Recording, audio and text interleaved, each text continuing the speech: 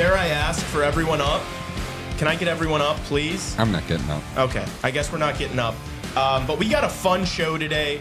I know the NHL is at a pause right now, but we've got some fun trivia games and stuff lined up today.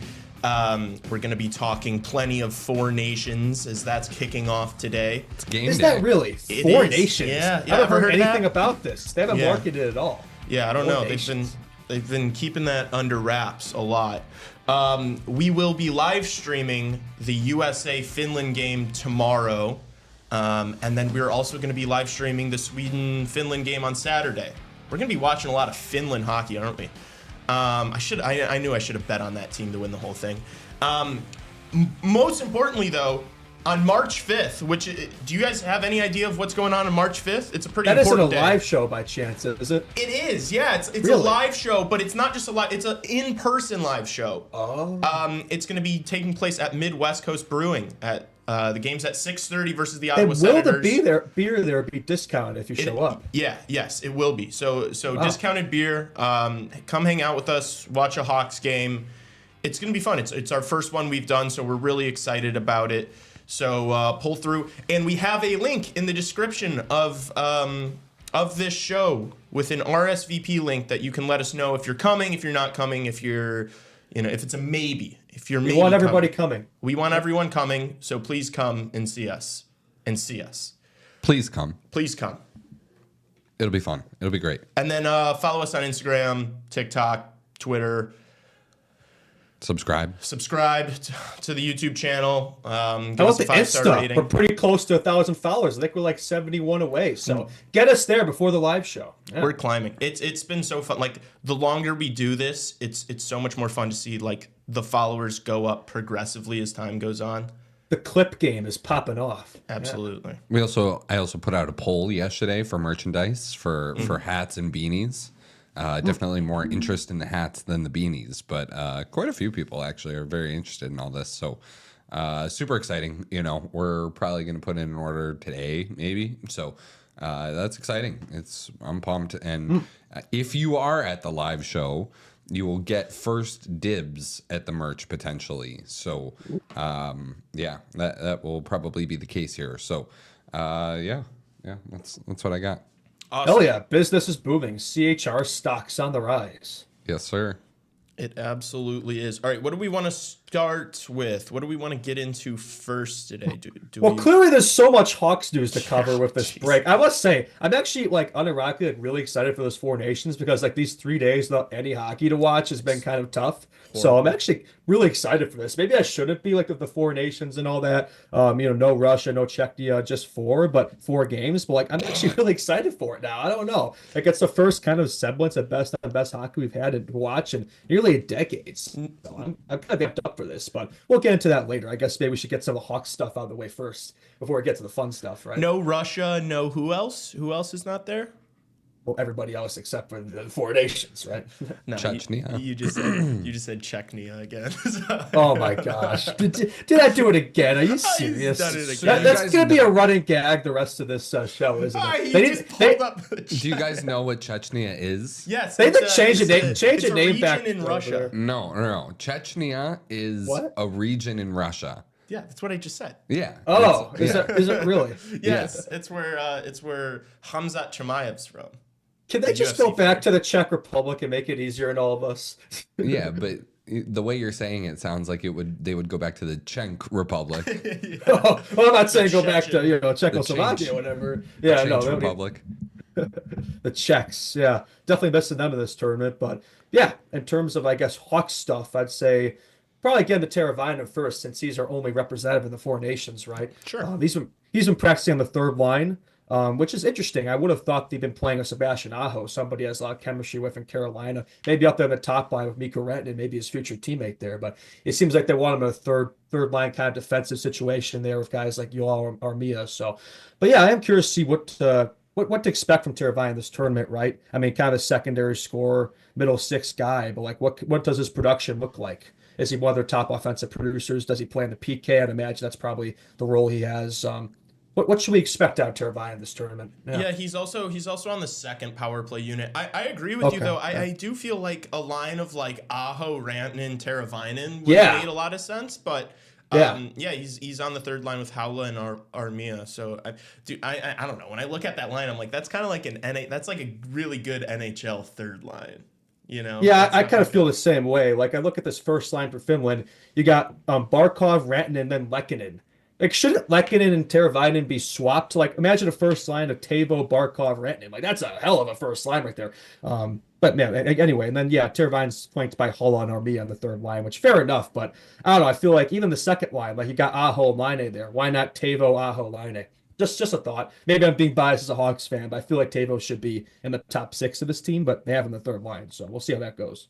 Yeah. It almost seems like he's got better line mates on the Hawks than he does right now on Finland. almost. Seriously, yeah, like Holla and Armia, really? That's the Well, best I you could mean, do for Teuvo? Yeah. Would you? I don't know who would you rather, Ilya Mikheyev or Joel Armia? I think I prefer with a fourth line of Lundell and Granlund. Like that would be more better suited. That would be like I would swap those third and fourth lines at that rate. Like Armia and Holla, like those are fourth line players. I don't know. Put them down there with Luostarinen and then Lundell and Granlund. Boom, that's your third line. Anyway, I'm not the Finland coach, but those would be my suggestions. Yeah.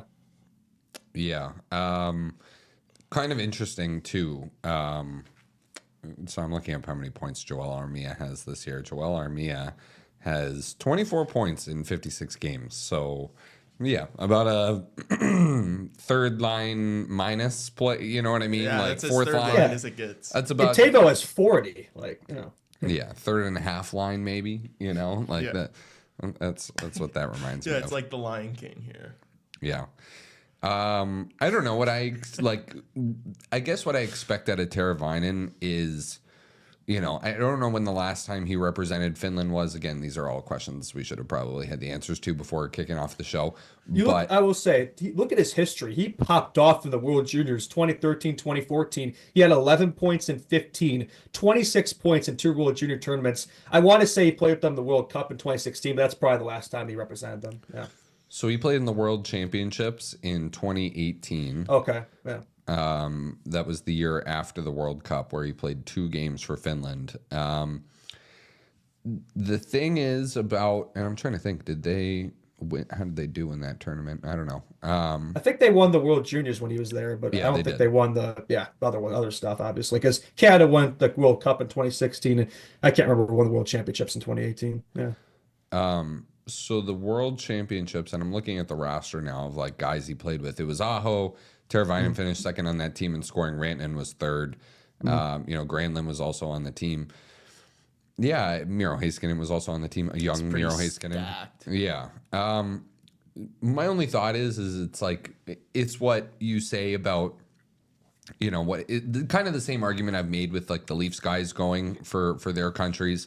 You know, the Austin Matthews, unless Finland ends up winning this tournament and then all 3 Leafs guys ends up losers, right?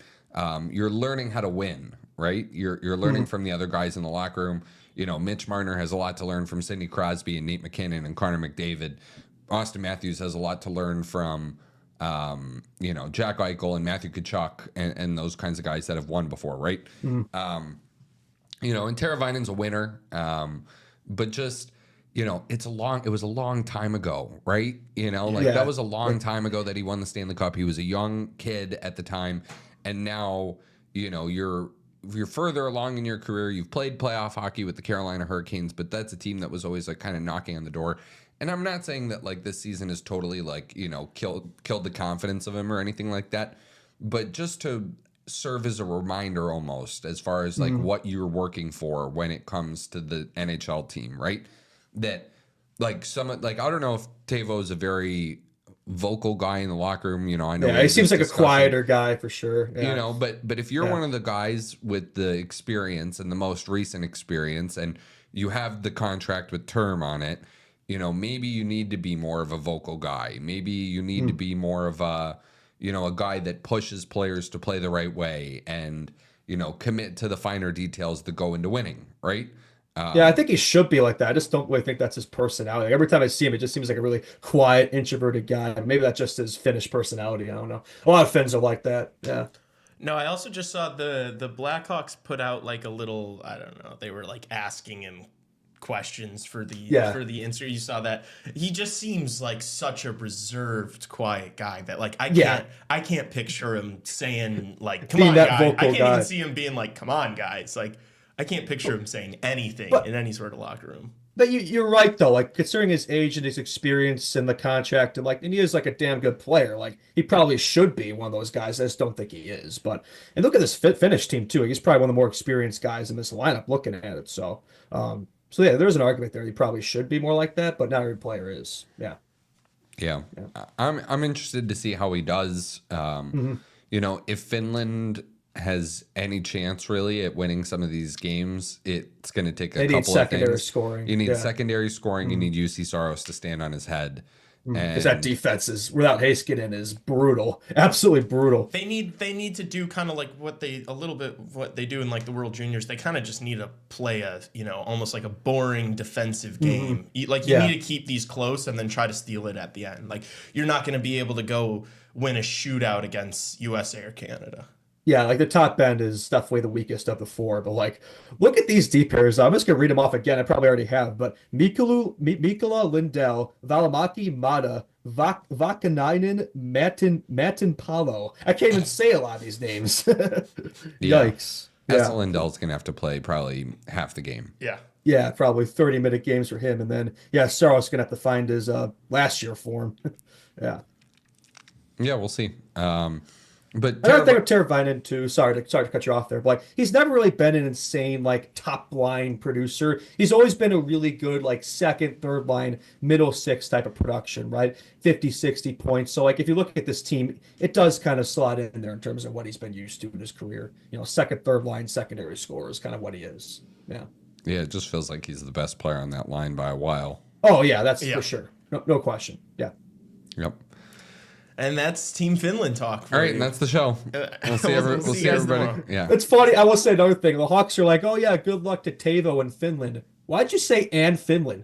Just say good luck to Teuvo. He's a Blackhawk. Why are we wishing Finland luck? Those are our ops over there. Where are you based? This is the Chicago Blackhawks. You mean good luck Teuvo in Team USA? That's what they should have said. Yeah. I think we're digging into the weeds too much on that one. I like where your head's at. They could finish second. Finland could finish second with Teuvo. I mean, they're probably going to be last, but no, USA for gold. Come on, man. We'll get into it more later. Let's get all the rest of the Hawks stuff out of the way here. Yeah. Do we want to talk about Scott Wheeler's top 100 prospects that came out yesterday? Yeah, sure. So 7 Blackhawks made the top 100 list, which is good to see. Artie Levshinov. I think it was the most for. I think you're right about that. Yeah, Levshinov came in third. Demidov came in first. I just had to put that out there. I think Bouillon was second, so Artie is the second best defenseman on the list. Then Nazar was 27th and Kevin was 28th, so I like that they're kind of right by each other there. Renzel, 54th. Oliver Moore, 64th. Sasha Boisvert, 79th. And Nick Lardis, 94th. So good to see 7 Hawks up there in the top 100. I'd say, yeah, all 7 of those guys, I'd say, deserving of being there, and definitely their placements I think are pretty fair as well for the most part. So yeah, no, definitely good to see for sure. Shows once again we've brought this up many times in the show. Say what you want this current crop of Hawks. So like KD's been drafting pretty well. Do you pay for the Athletic League? I do. Oh yeah, I do not.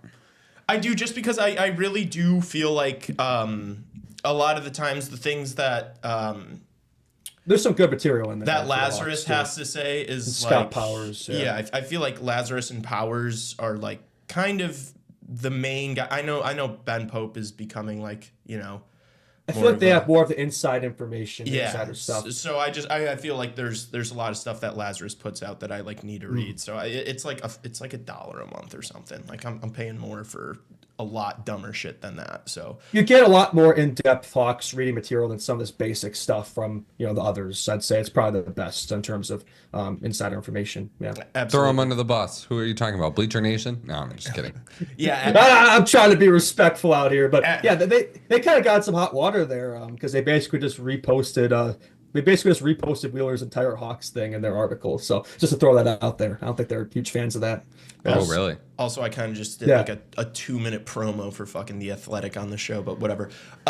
Something that I just like when I was going through the 100 picks, whatever, and like seeing where our guys are at. Like, yes, it's I awesome. just thought of something. It's awesome. Where's Roman Cancerov? Yeah, that too. But it's awesome that we have, 7 of the top 100, the most amongst NHL teams.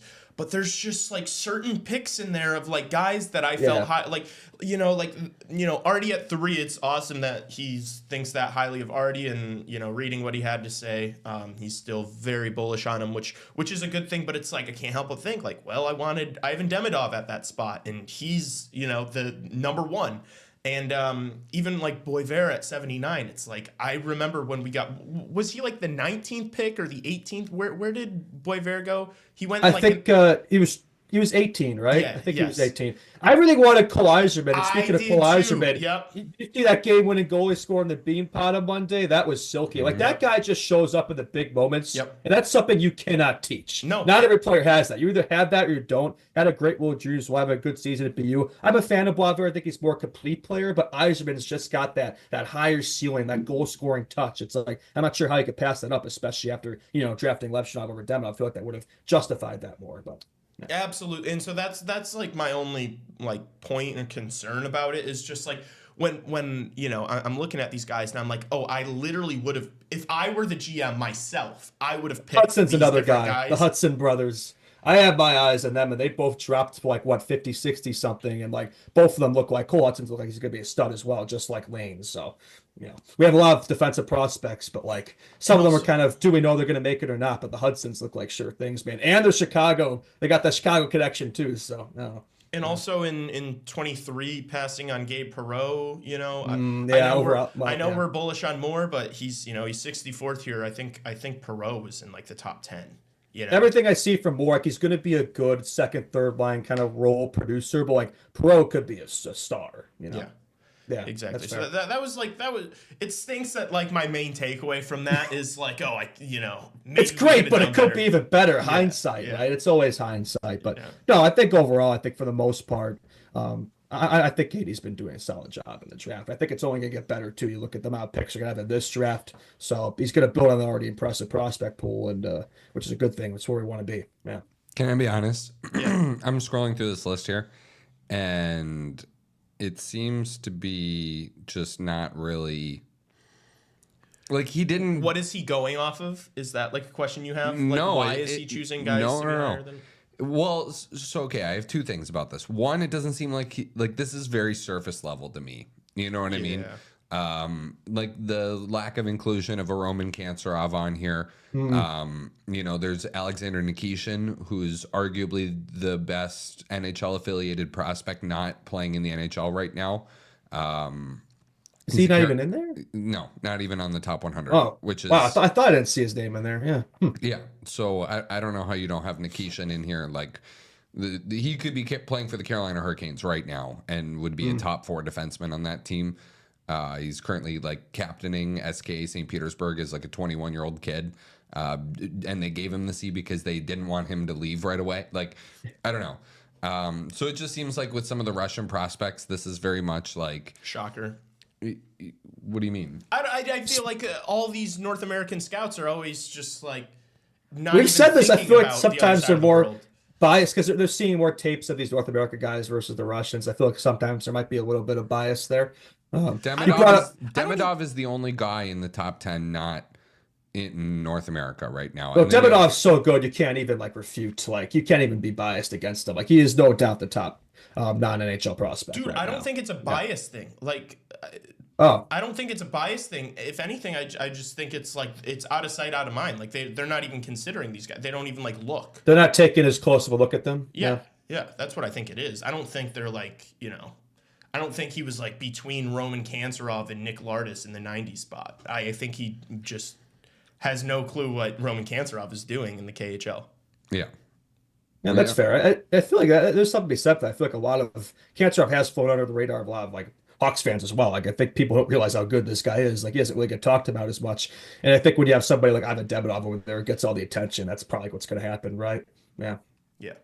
And then like once it gets to like, I want to say about the 50 range, it's like, okay, like first of all, like what's the qualification for a prospect? Like in my mind, Will Smith's not a prospect anymore. Yeah. I think once you're in the NHL and like you've kind of established yourselves, and Kevin's already played a full season in the NHL. But now he's in the American Hockey League, so I get it. He is, yeah, I guess. But for me, like prospects are anyway not NHL affiliated for me. Yeah. Yeah, I think this is kind of a goofy list. Yeah, you're never gonna get an impossible you're never gonna get Clip a perfect like prospect list. Like there's always gonna be different criterias and like and plus the guys are doing it like how invested are they in like in these prospects? Are they scouting them and stuff? Like, it's difficult to there's always gonna be differences. Yeah. Yeah. Agreed. Any surprises, I guess, like as far as the Hawks kids go, or no, not really? I mean, it's a list. We're doing list talk right now. Yeah. Like this isn't really. That's what we do. I mean, This is how slow it is right now. I mean, in terms of the names on here, none of them really surprised me. Like I'd say those are the guys I would put as well, with the addition of Kanserov. The placements, yeah, I mean, I'd say they're pretty fair to me. I don't really have too much, not much in the way of surprises for me. Honestly, Artie was a little. I'm happily surprised. Maybe I shouldn't be, the fact that he was a second overall pick, but I've seen a lot of prospect lists where he's kind of dropped off the face of the earth. So the fact that he's still top 3, I'd say it was a pleasant surprise for me. So that's good to see. Kind of validates a little bit. He has been playing better lately, to be fair. Like he had a goal last night. To be fair, he's playing more confident. So I don't know. Maybe it was that Dmitry Kuzmin Belarus accusation. Ever since he's been on the team, it feels like he's been a lot more comfortable. He's been playing better in Rockford land. So that's good to see. Maybe that little call up, a couple practices with the Hawks gave him a little bit of confidence too. So I think it's important just to validate that. It's like, I know he's had a bit of a slow start to his pro career, but look, this guy's still in. The Hawks drafted him too for a reason. I didn't agree with it. I thought we should have taken Demidov, but like clearly they see something in him, and you watch him play, you could see why they took him at 2. Yeah, I thought he looked really good. Yes, the goal he scored yesterday was a little Beautiful. like Cale McCarr-esque. Like that's kind of what Cale does on the power play. Like he kind of like lackadaisically floats along the blue line, and then like right when he's in the center of the ice, he just rips that sneaky wrister, and that's kind of what he. So that got me a little fired up. But the only other thing I wanted to say about this list is sometimes I like don't really understand like prospect rankings and breakdowns. Like I feel like some of these prospect people are like so bullish on people on kids based on like their age and stuff and where they're taken in the draft, like and where they're playing. I don't know. I'm just like Lardis at 94. Like there were a ton of guys that are in the OHL that are not producing anywhere near the clip that he is, that were rated, significantly higher up the list. And it's like, what? Because they're a year younger than him? I don't know. Like that. I guess I need more reasoning for why he's at 94 and guys like Carson Rakoff are like way higher up. Yeah, and like, are we ranking these guys based off of like what they're doing right now, or is it like how, like their NHL projections? Like what do you think they're gonna look like as an NHL player? Yeah, like that's tough. Like you got to balance both. Yeah. Yeah, it's like a framework question. It's like, how are we? But you brought up Lepshinov. Like I've been watching, like he shoots the puck a ton. I will say that. It's kind of shocking he only has 4. It's like if he could just work in a shot a little bit, like he could definitely be racking up numbers. In the CHL. I think that is his game. Like he's very strong defensively, but he does have a ton of offensive upside in his game for sure. Like he'll be quarterback in the power play and all that. Yeah. And that's kind of like what we want to see with him in the AHL is just like trying stuff and just, like being out there in all situations and playing with confidence, and like it's right now it's okay for him to make mistakes, because it's like that's how he's really gonna learn, is like, oh, can't do that again. Yeah, like I think in the short term would have been better to have him dominate another season in college, yes. But in the long term, I think going through this like at the pro level right away with ice as a teenager, like I think it's gonna do wonders for his game. I think he's gonna learn a ton. And you're already seeing, I think the second half of the season here, like he's been playing better. He's gonna continue. I think he's gonna become a better player in the long run as a result of that. Like, he's gotta make that jump eventually. I don't think he really had anything else to prove in college. So yeah, I think it's the right call, and just really excited to watch him progress for sure. Yeah. All right, what should we get to next? I think one more prospect then to clean up. We did touch on the Boston University winning the Beanpot, and there's a Hawks prospect on the team, Ryan Green, I believe he's their captain. So I think that was pretty cool to see from that. He's a guy who's we could see up here at the team once he signs his ELC. So definitely another guy to look forward to for sure. Yeah. Yeah. Absolutely. That game was electric. Yeah, it was. I mean, we touched on it, but yeah, that Iserman GWG was cinema. The Beanbot's always a ton of fun, Boston College and BU. So seems like BU's got the better edge of that the last few years. Yeah. Northeastern had won like 5 of 6 before this. Is that right? Yeah. Yeah. Northeastern and Boston College hasn't won it since like 2015 or 2016. I want to say. That's shocking. Yeah. Wow. Huh. Yeah. I would not have guessed that. Wow. Well, before a lot of the guys that are currently there went there, Boston College was in a really tough spot as far as trying to get recruits from some of these other schools. So, yeah, I don't know. 2015 was Johnny Gaudreau on that team? 2016 was the last time they won. Okay. Yeah. Yeah, and they also won 2014. But yeah. Okay. Interesting. Very curious. Do we want to get into Connor Bedard's current vacation right now? He was spotted last night in a Phoenix Suns NBA game. That had to be the most What's he doing there? Collab of all. Yeah, what is he doing in Arizona? I don't know. Maybe he's trying to revive the Coyotes, I guess. Be the player owner or own the Coyotes while playing with the Hawks. I don't know. Yeah, I mean, I guess it's a warm climate. I guess that makes sense. Maybe he's checking out the Grand Canyon over there. I don't know. Just speculating. I'm not really sure what he's doing over there. But there's also a book on Bedard right now. Have you seen that? There's a book that came out about already. It's only took 2 seasons, and he's already got stuff out there. So, bro, who's writing a book? Well. Who's writing a book on Connor Bedard? Tab Bamford. Yeah, I think the future, not to promo it, but I mean, it's Betsy, so I think it's fair game. I haven't purchased it or anything, but I think it's just about his rookie year and stuff. It's okay. So. Justin's already got his copy. I definitely haven't it's definitely not right over here. Can I zag your zig a little bit here? Sure, go ahead. Why are you writing a book about That's Connor what Bedard? I just said. Like, yeah, it's so weird. Like, but honestly, the story's not even close to being done. Like, we're in the middle of writing it. But even if you're like trying to make something called the future, like what a gimmicky joke, honestly. The future.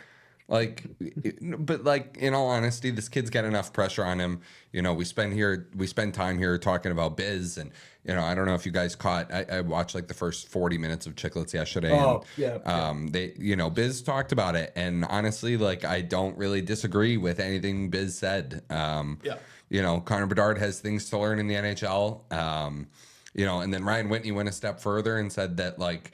The expectation is Sidney Crosby, Nathan MacKinnon, Connor McDavid, and Nathan McKinnon struggled through his first 4 years in the NHL. Much more than Bedard is right now. Way more. But you know what? Nathan McKinnon's a lot bigger and a lot stronger than Connor Bedard is. It's still ridiculous, I think, to say that he is or isn't going to be that. But you don't to die on the hill of he is. You have absolutely no idea. Like, he could end up being a David Pastrnak type, which is still a really good player, but you watch David Pastrnak, and there are flaws sometimes in his game. There's a difference between elite and franchise and generation. Yeah. And David Pastrnak, like, some of these guys need other stars, too. Like, they need somebody at their level. So, I do think in the NHL, though, I do think Bedard is going to need that as well. Like, I don't think he can do it by himself. I think these last couple of years have proven that. Yeah. Yeah, but...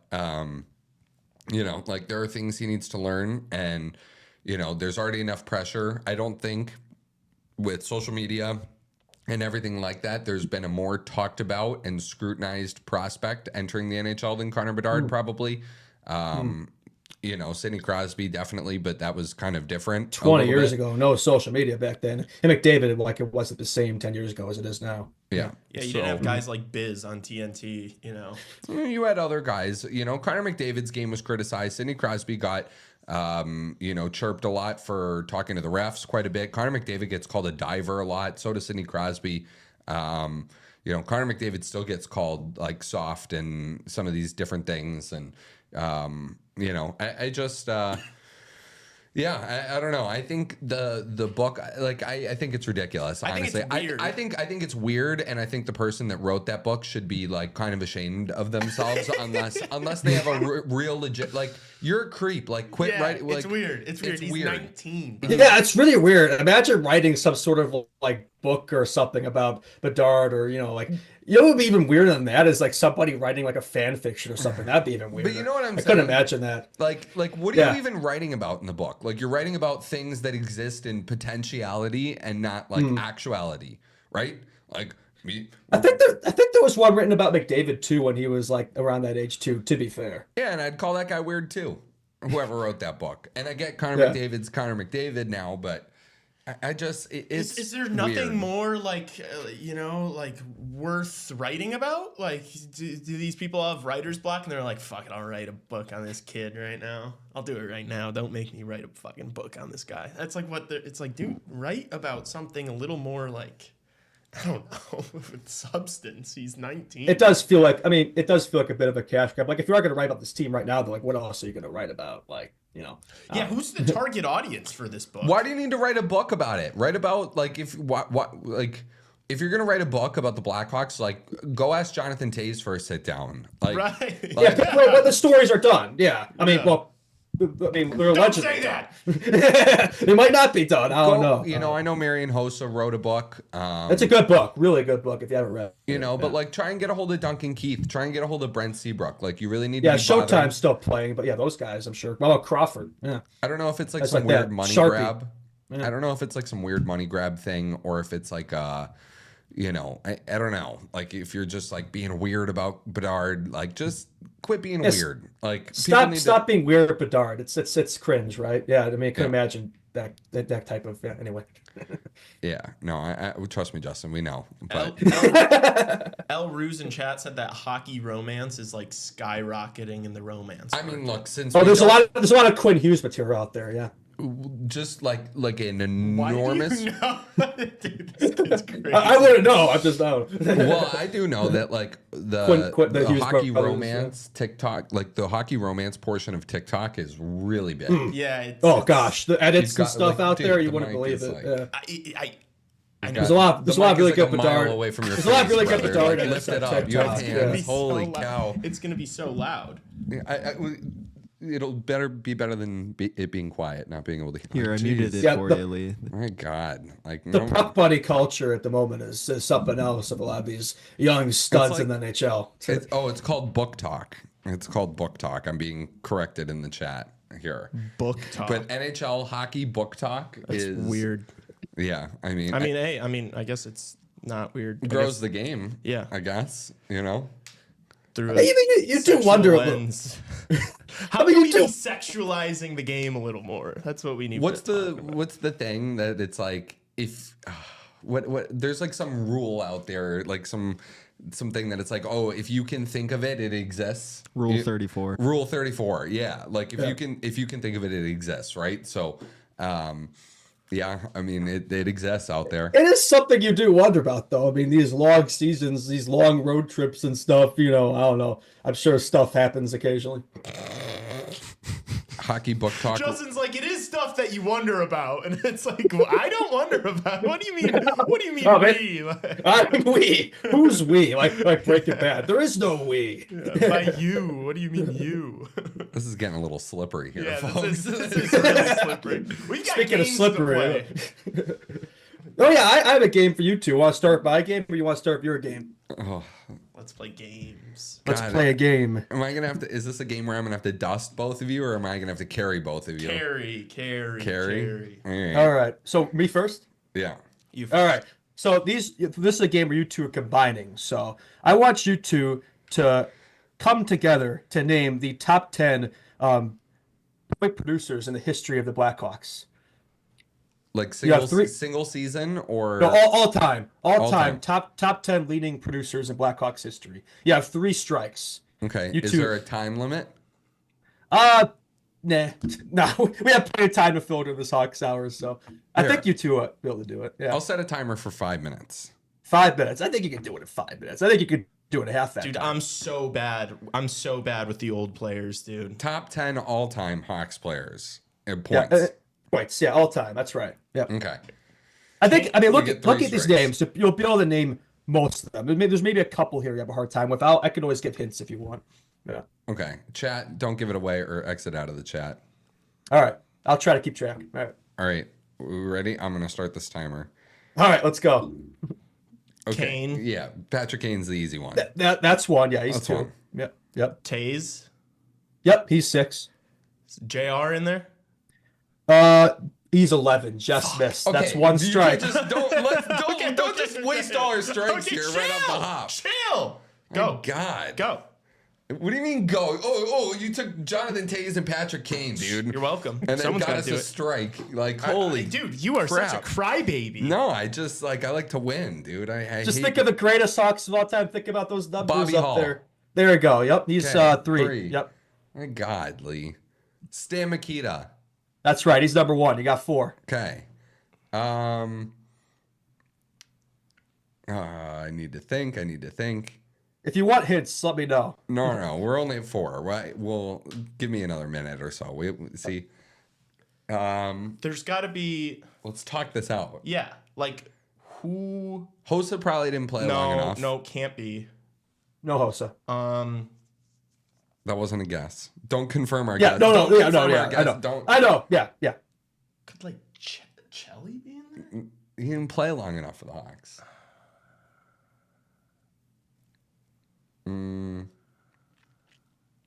Denny Savard. That's right. He's number 4. You got 5. There you go. You're halfway there. Whoa, living on a prayer. Wow, you guys are having a harder time with this than I thought. Dude, I'm horrible with. I would have been done NHL with this history, already. Blackhawk. I thought this would be easy. Trying to think. Okay. He's a very underrated Hawk. This is my hint. His number is not retired. It probably Well, should we're be. missing 5 guys, so we're missing out on 5. Jesus Christ. Can you. No. We got it. No hints? No hints. No, All right. no rope hints. No real bad hints. His writing, is this fire? Jesus is so bad. There's one more from the Dynasty era. I'll give you. That's a hint there. Duncan Keith. Yes, there you go. That's 6. Okay. All right. He's number 10. Yep. He's number 10. That's right. Dude, I'm so cooked. I think you should I know. hope my dad's not watching this. He's probably screaming at the TV Yeah, right he now is. or his laptop. His number is close to JR. It's not retired. It should be at number 5. You should know this guy. I mean, I He won a- definitely do.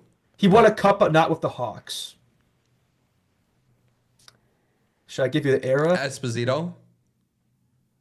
Well, Esposito was Oh in- no, wrong. No, I take that back. I take that back. Tony was the goalie. Yeah. See, that's why I'm Phil like- played. Here's another hit because you mentioned Esposito. The other guy we got in the Phil Esposito trade. He's in the top 10 here. Do you guys know who we got back? Oh, you know, I you know do. the player. You know the player. You know him. Oh man. That trade was with the Red Wings, wasn't it? Phil Esposito. That was the Bruins and Hawks. Okay. Yeah. My God. Who came back to the Hawks? Oh my God, we only have a minute and a half. Oh my gosh, I can't believe this. We've named 6 of them so far, right? Okay, I'm gonna give you more hints. One of them is the brother of somebody you already mentioned. Oh, weren't there 2 holes? Yeah, there are 3 halls, but there's a third one. Not Brett. There's another hall. Glenn? Who is it? No. No, he's a goalie. He's a right? goalie. Oh my God. Bobby Hall's brother. What was his name? Brett? He played with the Hawks. No, that was his son. No, not him. I just said not Oh my Brett. God. I think y'all have whatever. Screw the strikes. Just try to name a 10. I think y'all have already struck out, but whatever. Who cares? What's his first name? You don't know him? I'm blanking I'm so so- hard. There's right another now. one. I think he was GM of the Sharks. He was a defenseman. Doug Wilson. There you go. Okay, that's what is that? 6? I think that's 6. 7. That's 7. 7. Okay. Yeah, 7. Doug Wilson. I would have never guessed Doug Wilson. Pierre Okay, Plot? No, he's 21. Okay, this guy you should know. He played in the 80s, 90s, won a cup with the Rangers in 94. Yeah, I wasn't watching Eddie hockey Olczyk. back then. No, It's not Eddie? he had. I'll just read off his stats of the Hawks: 406 goals, 517 assists, 923 points, 891 games. You guys know this Won a guy. cup He's with not, the Rangers. he's not a Hall of Famer. I don't think he's a Hall of Famer. He probably should be. Won a cup with the Rangers in Well, 94. there's our timer. Number 28. Number 28. Dude. I'm out. Steve Larmer. I was gonna, dude, but I was like, I don't know. I honestly don't know if he fucking. The other two, Dennis Hall is the brother of Dennis Bobby Hall. Hall. Yeah, would not And then have guessed Pitt that. Martin. Pitt Martin was the guy we got I was back not in going to get those. I knew Steve Larmer, the but Phil Esposito trade. Yeah. wow, horrible, embarrassing. Oh, it was embarrassing. You guys, I knew like three of those guys who probably had a hard time. If I knew you have a hard time, Pitt Martin, Dennis Hall, probably, and but yeah, the rest of them I thought for sure. But anyway, Chat was saying the same shit. Chat was saying Bobby and Brett. fair enough. I mean, Chat could just look it up, so I don't know why they're having a hard time. I'm glad you guys didn't cheat. That's confirmation there. Did you have any more? Oh, that was my only game. Okay. I think you had a few, right? All right, yeah. I got a few. I was thinking that these timers were just going to be a minute, and it was going to be like minute to win it. But I mean, we could do a minute. no. Dude, we're going to need more do because 3 minutes? after that one, it's gonna let's do like three minutes. This first one, you guys are only gonna need a minute. We're gonna start with the easiest one I have. Okay. All right, so I this wanna is minute cook to win again. it. These guys got to guess in the span of time that is allowed, which is going to be 1 minute. Oh, all right. Okay. For this one, it's a minute. Fine. All right, ready? It's name the 5 players with the most points currently this year. On the This Hawks? year? Yes. On the Hawks? No, or the no. NHL? Restart. Oh, just in the NHL? In the NHL, who are the top 5 point getters? Yes. This Oh, year. okay. McKinnon, Kucherov, Yes. Draisaitl. Yes. There's You one need more. one more. Who's the last one? Oh, McKinnon, Kucherov. David, Kucherov, Draisaitl. Is it? I was gonna say. How about? Is there a strike system? No, just guess. You have 40 seconds. Pasternak, No. Rantanen. No. Mitch Marner? Yes. Okay. There we go. Mitchell Okay. Marner's All right, fifth. boom. All right. Let's go 4 minutes for this one. 4 minutes. What the hell? Shut up. All right. Are we ready? It is name the 4 NHL teams that share a name with another major sports team. There's 4 Like NHL teams? like MLB, NFL, like MLB, NBA. yes. NBA, NFL. Kings, Yes. The Kings, the Jets, Okay, this is actually going to be quicker than I thought. Rangers. Yes. the Rangers, There's one more. There's Yes, one more. there. the Panthers. Damn it! Fuck. Okay. There you go. That was actually good. Maybe this That was. no. Maybe You think these that are would all take us minute to 4 minute. minutes to figure that out? All right. Next one. Name the 6 NHL logos that are a perfect circle. Perfect circle. Start. Like Oilers. Yes. That's one. That's one. How many are there? 6. 6? 6 Circle. NHL logos. The Hurricanes isn't a circle, so Nope. no, not bad. Circle. Why is this so hard? I'm just thinking of logos. The Boston right? Bruins. Yep. We got, yeah, there we go. We're on the same page there. My mind is blanking. The Jets? Utah? Utah circle? Winnipeg's one of them. No, not Utah. Yeah, the club is one of them. What? The club Oh, it it's is. a Yeah, I circle. thought It's the a club. circle. Yeah. Oh, well, Yeah, it's just yeah. I think I'm thinking of the jersey where it just says Utah going down the side. You got Yeah. 2 left. All right. 2 left. All right. I'm thinking of all like the shields, and that's tripping me up. This why is this so hard, dude? Think. CBJ isn't. Islanders isn't. Islanders. Islanders not a is. circle. It It is a circle. Yeah. It's a yeah, circle. it is. Yeah. Yeah. Okay. So one more, right? Yeah. One more. The Sabres. Yep. There you go. There we go. All right. Yeah. All right. That took longer. I probably should have, but whatever. All right. This one's gonna be good. Name the 5 goalies with the highest save percentage of all time with a minimum of 100 games. So I didn't pick any goalies that played Oh, 20 God. games in the 80s. Minimum 100 games. Minimum. Yeah. So like you know all of these guys. Okay. I started with Ashik. Yes. 1. Brodeur. No. What? Nope. Rosnak, because he different era. Are they recent? Is Lundqvist in there? I don't want to. No, No, no. Lundqvist is not. Roberto Luongo. Same percentage. Yeah. Luongo is not. What? Sawchuck. No. No. Tony Esposito. Wait, that's probably not. No. A different era. These are recent. You said. No. One of them is from the 70s, and then three Oh, of them. Ken are Dryden. Ken Yes, Dryden. Ken Dryden Boom. is second, right behind So, Hasek. what were the other eras? So the last three are all relatively like we all watched them. Are any of them still active? Rask is one of them. Oh wow. Okay. Jonathan Quick? No.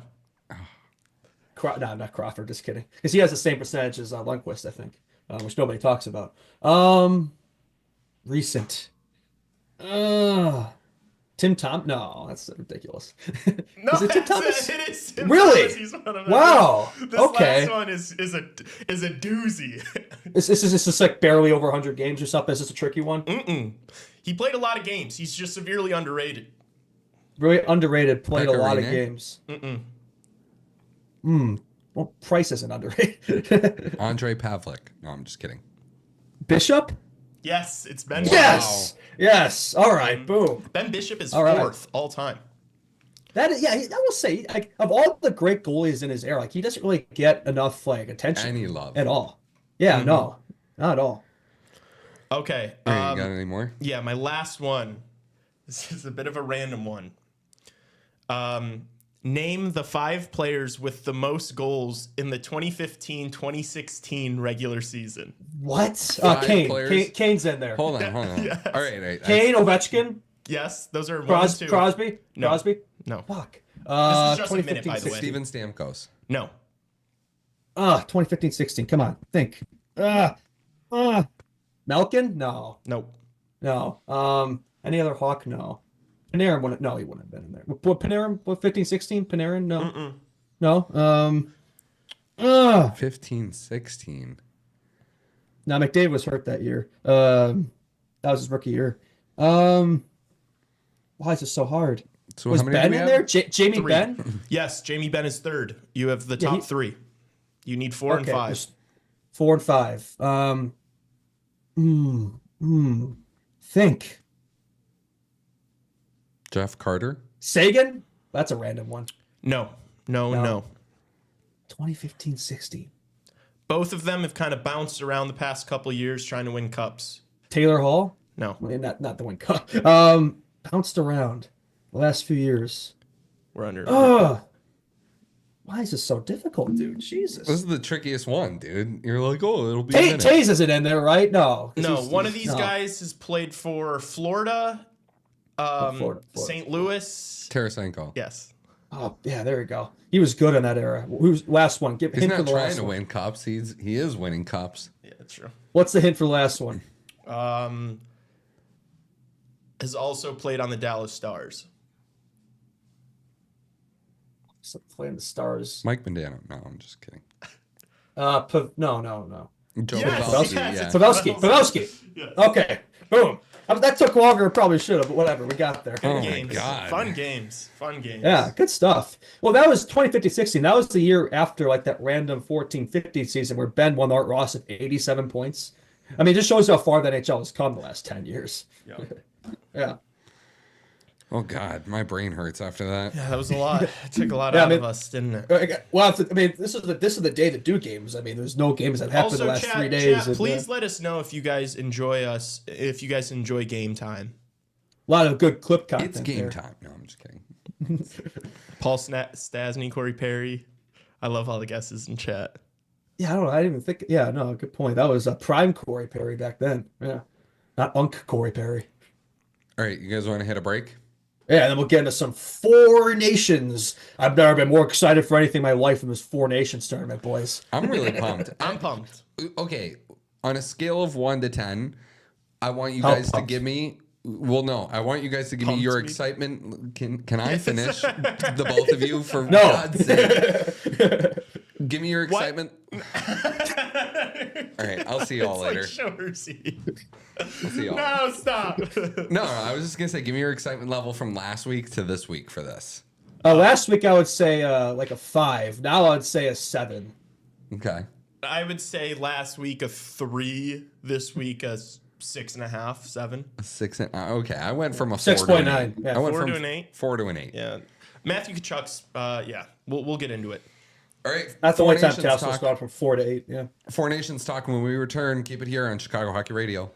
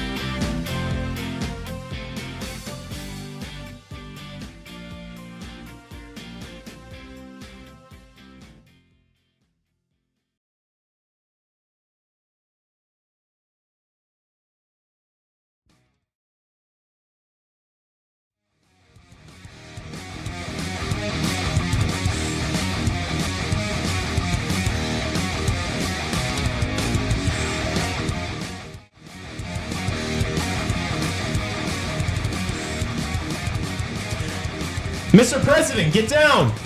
Welcome back, Chicago Hockey Radio, NHL Hour. That was a weird way to... That was a really weird way to kick it off. Literally 2 seconds before that, I go, Tassos, can I get this one? We're back! NHL Hour. Everyone up. Four Nations Hour. Four Nations Hour. Where do we want to... Boogity. Let's go racing, boys. Four Nations time. Hell yeah, baby. We're just bringing it with our 6.8 out of 10 excitement for the Four Nations tournament. I don't know. I just went on Twitter and I just saw that Brad Marchand said that he'd be okay filling waters if it meant he got to be there. That fires me up a little bit. The water boy. That's the type of shit I like to see. That's the type of shit that gets me going a little bit. Matthew Tkachuk had some comments that got me fucking fired up as well. 4 Game 7s, baby. Can we hear that clip? Yeah. Yeah, I mean, I haven't really thought about anything other than this, but I'm so excited to be here. And once I got here, like it just changes. You know, the season's a long season, the regular season, and especially after the last few years with deep runs in the playoffs. And I just think coming here, like it brings me right back to the Stanley Cup Finals. The same mindset, like the same stuff leading into it, and you know, these games to me and my team, like this is as big as it gets for us. We're talking 4 Game 7s. So, you know, we're really excited for this, and the intensity just continues to just elevate, getting close to that first game. And I'm super excited to be here. I'm super excited. You want to play in these games. This is what you dream about. These best on best, you know, must-win games. So, the intensity will ramp up very, very fast, and I'm sure it'll peak right around puck drop for us. Fires me up. I'm not gonna lie. Does that make you want to run through a wall? A little bit. Hell yeah. I love Matthew Tkachuk. And honestly, you know what that clip got me thinking about? It made me think, you know, I've been a little wishy-washy with like Stanley Cup picks this year. I don't know how anybody's gonna beat the Florida Panthers. Like, just hearing that, like, the Panthers have been to the Stanley Cup finals the past 2 years. Like, you can't take anything from the regular season with them, because it's like, how can those guys get up for a game, you know, at Detroit on a fucking Saturday afternoon when you've played in the Stanley Cup Finals back-to-back years? Like, the regular season just doesn't mean, like, it's just a different style of hockey, especially for a team like that. And it just made me think, like, what has changed for the Panthers that makes me think they're not going to do it again this year? Yeah, I mean the playoffs are a completely separate season for them, right? I mean they did sure as hell get up for that Saturday game they played against us, but otherwise, like yeah, like you can only take so much away, and I just feel like that team is just built for the playoffs, man. Like there's just that style of play, that like low scoring grinding, we're gonna wear you down. Yep. That's the cat style of play, and like nobody can beat them that dump and chase system. So yeah, I mean I'd say at least in terms of the Eastern Conference, are probably still my favorites as well. So and I like that team. Like I'm a big Matthew Chuck guy. I'm just really excited. Hopefully, he can carry over those winning ways to the U.S. here for sure. I do hope though that these aren't just words from these guys. You know, like you're saying all this stuff. You know, Martian, like the talk is great. Let's see it on the ice. Yeah, like the fans will be able to tell right away if this is like Game 7s. You know, like how like much today's game will tell us a lot how this tournament's going to go. The intensity. Exactly. Yeah. And so I guess that's kind of what I'm like anxiously waiting for, is to see how much it means to these guys, because it'll be the easiest thing from our perspective to tell, you know? Yeah, like does it have all-star game intensity or does it have World Cup Olympic intensity? We will see. Yeah, exactly. For sure. I think if anybody's going to bring the intensity, though, to a hockey game, it'll be Matthew Tkachuk. Oh, yeah. He's going to drive this team. Definitely the heart of the U.S. team. I know Matthews as the seed, but for me, Tkachuk is the leader of this team. No offense to Austin, because he's won when it matters come playoff time. You know, he's been there, done that. All right, well, it's a game day today. Canada takes on Sweden in the first game of the Four Nations. Jordan Binnington starting in net for Canada. Yeah. What are you doing? I guess 15 saves and 20 shots against the Blackhawks was all they needed to see. That's our starter right there. So, yeah, we'll see how that goes. I'm sure he's feeling pretty nervous for this tournament. And, Gus in net for Sweden. So, I will say, though, like that top end for Canada is so damn good. Like, I almost think the goaltending, like, it's been a big story going into this tournament. But, like, that team is so damn good. Like, do you think they're going to be able to outscore their problems? Like, I fear they will, at least against Sweden, the U.S., or Sweden and Finland. I'm not sure about the U.S. because I think the U.S. top end can match them. I think there's less holes in the roster. But against teams like Sweden and Finland, I don't know, man. I think they're going to have a hard time keeping up. The goaltending is a little mid, but the top end, that power play, man, like it's going to be automatic. I don't think Sweden has a lot of holes. Yeah, but Finland does. Yeah, Sweden, though, you're right. I think I think Sweden could win this tournament. I think they've got like everything they need. Yeah, I think just the top end just doesn't match up, though. I feel like, yeah, but you are right. It's like they have less weaknesses compared to Finland. But just that top end is going to be scary. Yeah. Yeah, we did some goalie talk on Monday on the last show, where I kind of, ripped into Hockey Canada a little bit and, saying that this is an overall, just a stain on Hockey Canada, and that these games are super important to Canadian people.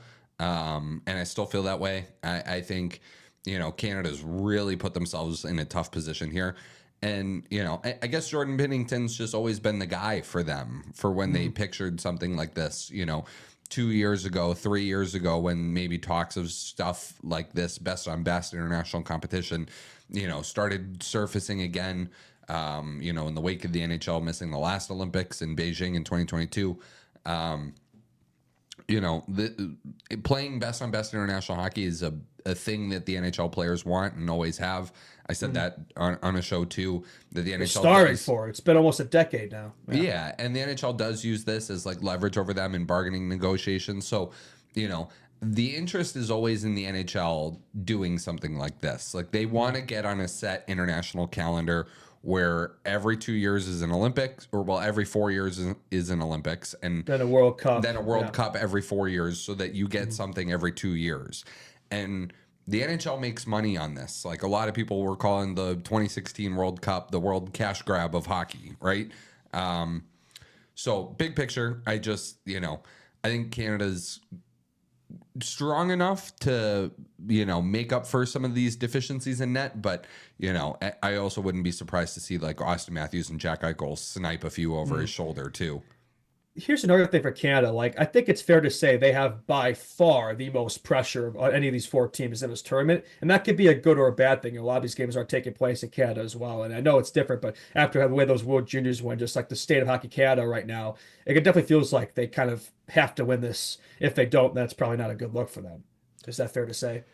I don't know. Tassos was just saying that he thinks that the U.S. should be the favorite and that the pressure should be on them. They are the favorite. Yeah, I would agree with that, but I just still feel like, just the fact that more Canadians care about this, like I would still say there's more pressure on Canada than the U.S. But maybe I'm wrong in saying that. I know there's games taking place in the U.S. too, and they probably have the stronger team. But I mean, I think Canada still has the best top end, so I would say they probably have the most pressure. And where maybe there is no pressure for the United States is like none of the players on every team has players who have played in the Olympics except for the United States. So, those guys aren't really wearing the disappointment. Like 2016 World Cup of Hockey for the United States was an absolute disaster. Like didn't that team go 0-3, right? That sounds right. It's like, oh yeah, we've designed a team to beat Canada. That was their quotes. They couldn't even beat anybody. So yeah, that was a disaster there. Hopefully, which they don't repeat. But I do think this roster is considerably stronger than that 2016 squad. They definitely, I think, learned from some of their past mistakes. Maybe not entirely. I think some guys in the fourth line, you could argue, maybe don't deserve to be there. But I think, I understand what they're going for. But yeah, for sure. Yeah.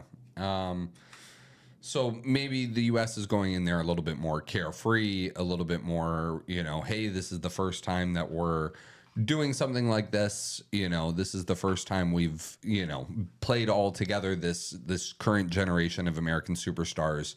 Whether we win or lose, it's sort of, beside the point here. Like I think for the U.S., the pressure is more on in the Olympics in 2026 than it is on any of the other countries, right? Yeah, I will say there is an argument there where it's like, it would have been nice if the U.S. maybe had somebody on this team who's kind of been there, done that in the international stage. Definitely not a hint there whatsoever. I knew you were going to do that. I mean, are you really telling me? Okay, are you really telling me that Chris Kreider, Vincent Trocheck, Brock Nelson are more deserving of being there than Patrick Kane? That's a face of USA hockey right there, and he's been there. He knows he's a winner in these tournaments. So I don't know. That's one critique I would have. Maybe I'm fishing for straws there, but there is something to be said for that. Like this is, in terms of international best hockey, the team is kind of inexperienced. Maybe I'm on the nothing there. I don't know. No, I guess I could have seen it for him coming in instead of a guy like Chris Kreider. I don't know, but people would have been complaining, why is Patrick Kane on the roster? Like you would have had people whining either way. It's Patrick Kane, man. I think you'd hear a lot less complaints than we've heard for those guys. I mean, that's a face of USA hockey, man. I don't know. Yeah, I think Brock Nelson deserves to be there. I think his numbers the last few seasons are, I think he scored 35 goals each of the last two seasons before this one, and he's like kind of on pace to do the same thing.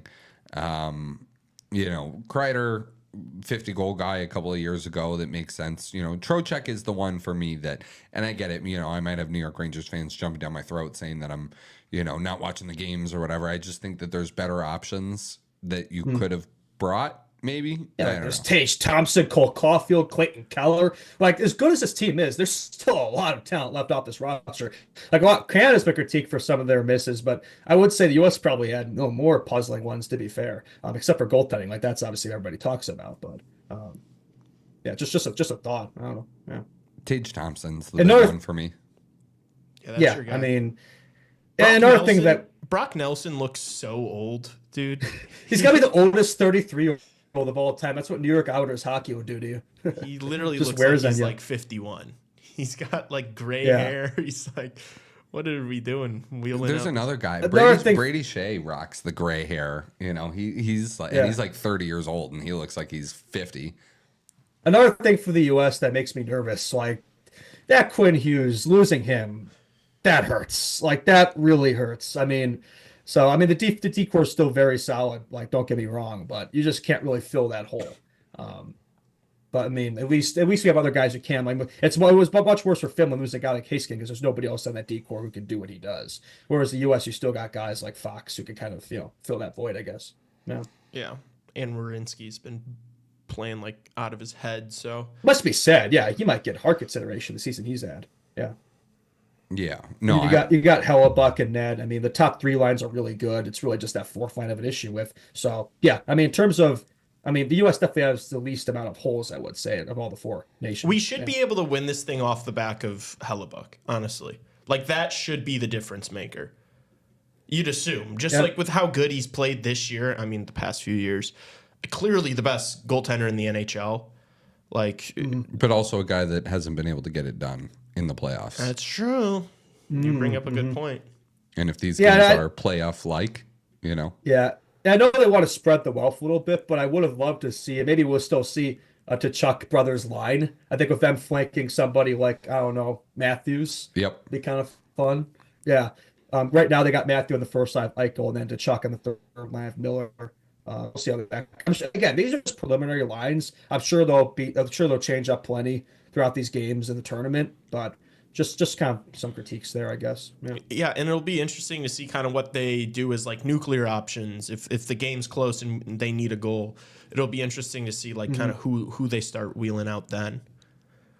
That's what I'm probably most excited about, is like seeing like which of these guys play well together and who's like the go-to, what are the go-to lines for these teams on a roster that's stacked with stars, is like who are the creme de la creme, That's the thing. That's what's going to decide this tournament is chemistry. Like, you don't have a lot of time to build it. It's 4 games, like really 3 to set the table for who makes the final. So it's like you better figure it out right away. I mean, you can have all the talent in the world, but if it's not looking good together, then there you go, right? So that's maybe an argument that where somebody like Finland or Sweden could sneak up on the U.S. Canada if they're able to kind of be on the same page right away. Yeah. Apologies. More clearly defined roles. Yeah. Apologies if Justin's lagging a bit here. We might be having some Wi-Fi issues. But I think we're still getting the voice through. Let's do some talk of the game tonight. So it is Canada and Sweden. I'm curious what you guys think as far as maybe handicapping this one goes. We mentioned the goaltending already. Binnington versus Philip Gustafsson. What a turn, by the way, for Philip Gustafsson. Like, this was a guy that when the tournament rosters were announced was probably pegged as the number 3 goalie behind Ullmark and Markstrom, and now here's game day of the start of the tournament, I guess, if you want to call it a tournament, and he's up there against Canada. Yeah, a lot of trust. So that's one area that Sweden has the edge. I'd say the rest of it they don't, though. So yeah, I mean, I think this is going to be a tough one for them, but we'll see. I'm curious to see how would you say you like the core of Canada's D more than Sweden's? I mean, you got Kale McCarr back there. It's hard to argue against that. I mean, Erik Karlsson, this is 2025 we're talking about here. Dahlin, I mean, it's a decent spread of wealth here, I would say. In Canada, you could argue, like, there are a couple of defensive decisions here, like with Travis Sanheim. He's not on the line tonight, but in Drew Doughty in 2025, I don't know. Parayko's still decent, but he's not what he used to be. I mean, you got McCarr, Taves, Morrissey. That's a pretty solid 1-3, then Shea Theodore. But after that, I'd say after the top 4, kind of maybe there's a bit of a drop off. I think Sweden's better, like defensively. I think they're better. Yeah, I mean, you got Forsling and you got Ekholm, Brodin. Like, you have a lot of guys that can kind of play that shutdown role, but it's gonna be difficult to do that against McDavid, Crosby, etc. Well, yeah, but I think that in a tournament like this, when it's like these teams are all stacked with superstars, I think it's more important to have having defensive guys over like puck movers, because it's like you got fucking McKinnon and Crosby up there and McDavid. It's like, what, it's I don't know. I'm very curious to see what Elias Pettersson, how he looks in this tournament, right? Well, it's going to be fun to watch him versus JT Miller, but we'll get to that. But he's in that 1C role. As a badge as another guy who struggled this series, 2C. Like, how does that look? How does he look up there with Philip Forsberg and Kempe? Because he's had a tough season in Vancouver land, but like, that's separate. This is a whole different tournament. So that'll be kind of fun to watch, see how he plays. Zibanejad and Pettersson are probably the 2 guys that could use a really good performance at this event to then go back to their NHL team afterward and return to the players that we kind of expected them to be and that their clubs expected them to be. Don't you guys think a little bit? Yeah, I think they have the most to prove for sure on the squad, and definitely amongst the tournament for sure. Like maybe reinvigorate their seasons a little bit. I mean, if you're the Rangers and the Canucks, you're keeping your fingers crossed that that's the case, that this gives them that sort of confidence. It's like, hey, I can play with these guys and excel. I can do it back on my team. I think just a lot to be excited for tonight. Like, this is the first time we're going to see McDavid and Crosby on the same team in the International stage. How that second line, you got McKinnon and Crosby together, like just there's so much like storylines. It'll just be fun to watch like these guys play together. We haven't really seen it in a while. Yeah. I've heard some people questioning the fact that Mark Stone is the guy riding on the wing of Crosby and McKinnon. Yeah, that's interesting. How do you feel about that?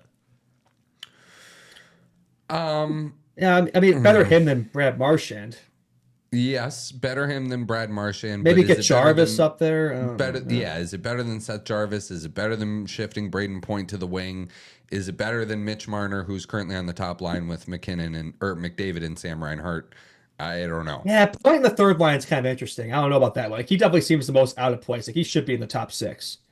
Yeah, and Stone third line. Yeah, probably.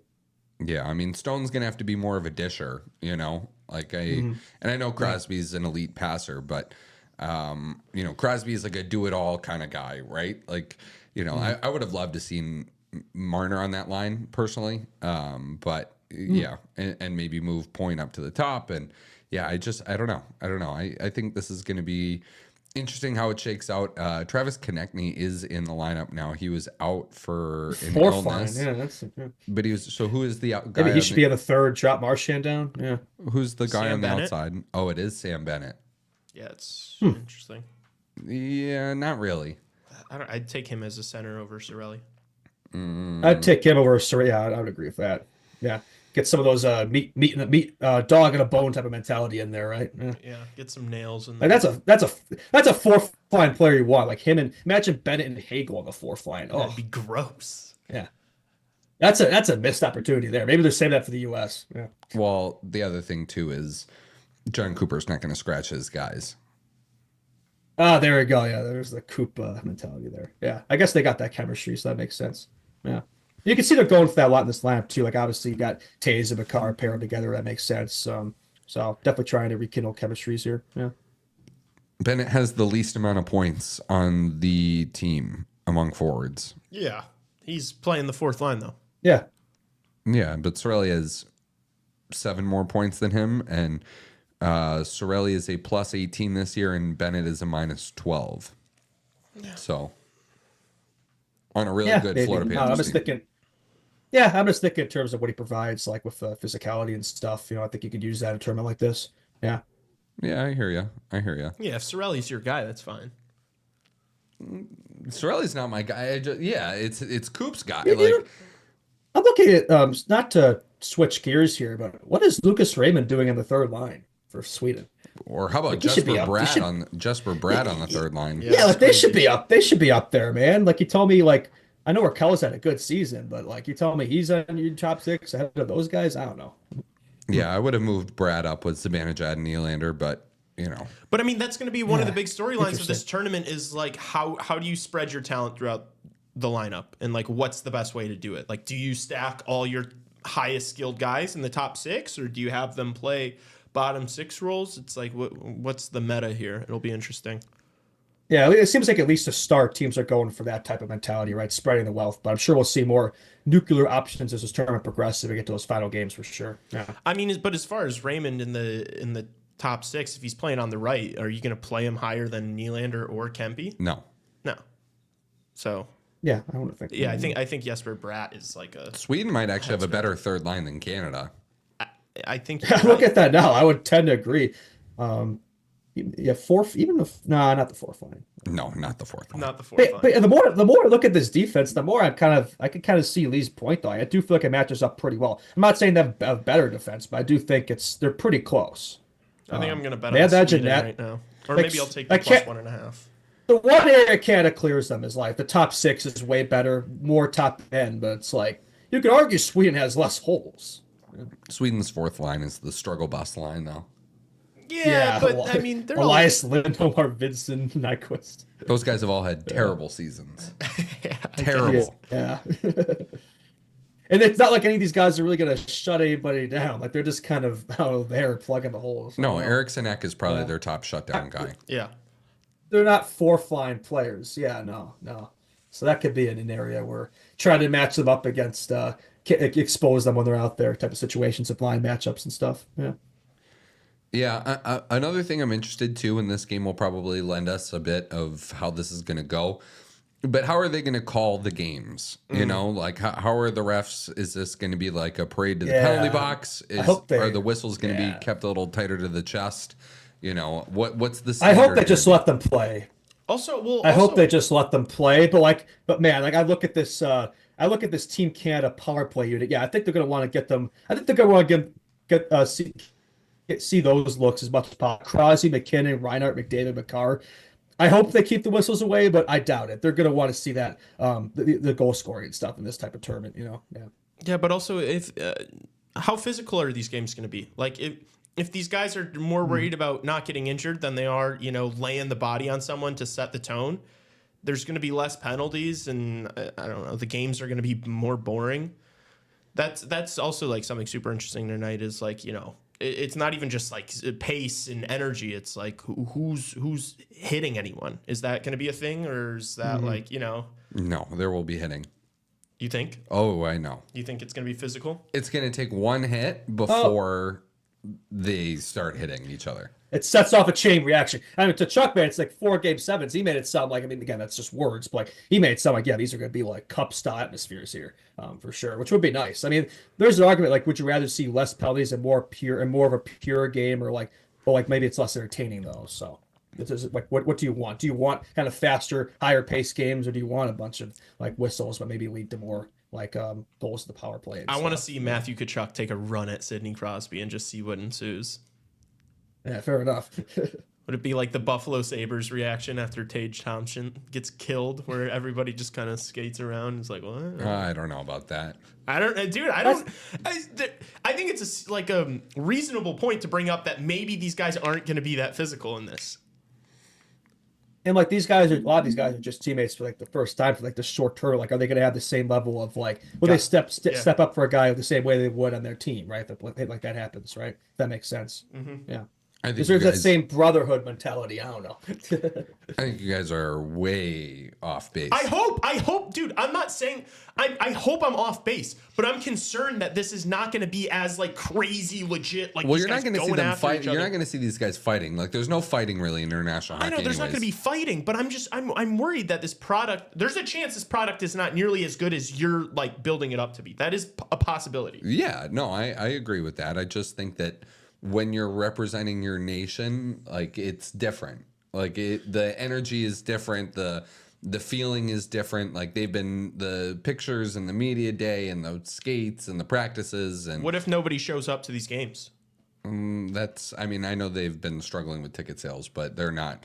I expect the Bell Center to be pretty damn full tonight. Mm. I'm thinking tomorrow might not. USA Finland, right? Like, I think for Team Canada, though, they will show out. I wonder if you can. I'll look up if you can still get a ticket for this game tonight right now. Yeah. I do hope we see some pride, though, like of these players, right? The name on the front needs a hell lot more than the name on the back. Like, anytime you put your nation's crest on, like, it means a little something more, I would hope. Yeah, you'd hope, but just also because it's not Olympics, World Cup, 4 nations, but yeah.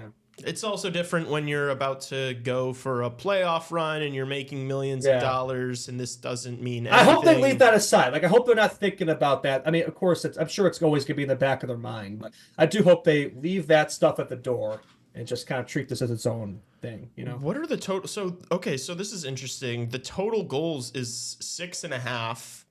There's still quite a few tickets available for tonight's game. Told you, dude, that's a concern. Like, if that place isn't rocking, that's in Canada too. Like, that one should be a sellout. You can't tell me these guys are going to try to be killing each other if the place isn't absolutely packed. Okay, not when tickets in the 112 section are $1,100. Well, that's just absurd. Yeah, that's another thing. These are the expenses for this. Like, who wants to pay that type of money for this? Suits. I don't know. Yeah. Cheapest ticket to get in tonight is $157 American. That's horrible. Which you have to keep in mind, that's like $200 plus Canadian. Yeah, I don't know. Are you shelling that out? Probably not. If there was a game in Chicago tomorrow, USA Finland, are you paying $200? Yeah. Maybe because we do this. Yeah. But if you were a normie, if you weren't, I'm not a normie. If you weren't podcasting, are you shelling out $200? Yeah, probably. Probably. Hopefully, there's a lot of Tassoses up there. the Bell Center tonight. Yeah, fair enough. I think USA Hockey will be playing for a little more in this tournament, though. I think that's pretty cool. Did you guys see they have like a stall there, a jersey stall for Johnny Gaudreau? I think that's pretty nice. Yeah. Yeah, I saw his dad like skating around with them, and then They put him in the team picture. yeah, too. That's fire. That's pretty cool. Yeah. Yeah, it is pretty cool. Yeah, Torch has been having him a lot of practice, not just for the U.S., but he had him a lot of the Flyers practice early in the year. That's pretty nice. Yeah. Yeah, I agree. That fires me up. Yeah, that gets me going. They got plenty of motivation this tournament for sure. Yeah. Can we hear the clip from Elias Pettersson talking about going up against Canada tonight? Play against top centers all the time, night after night. So it's not like that's immunity necessarily, but when there's so many on every well, it's team, definitely new that all of them are in the same team now. So, Yeah. No, but it's exciting. Excited how we're gonna perform against them, but yeah, a little nervous in a good way.